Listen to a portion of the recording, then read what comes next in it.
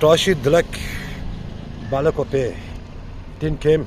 अब यहाँ से मैं थोड़ा से ब्लॉग बनाऊंगा। राइडर्स टिबेटन राइडर्स, अभी यहाँ से मैं वीडियो थोड़ा शूट करेगा। ओके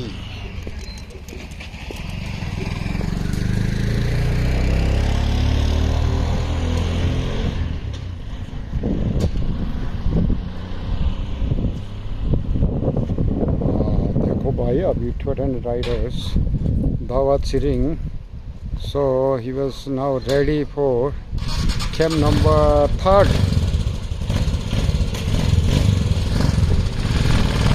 कैंप नंबर 4 से स्टार्ट हो गया।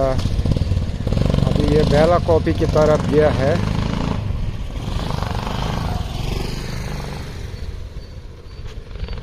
अभी वो देखो भाई, टिबेटन राइडर जा रहा है।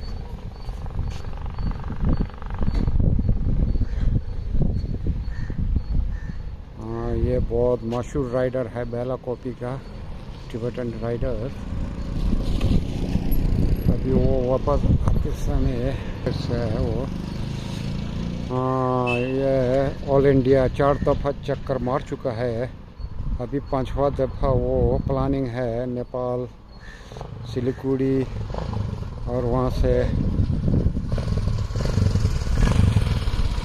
ये देखो इसका नाम राइडर्स दावा सिरिंग। Okay, US now stop.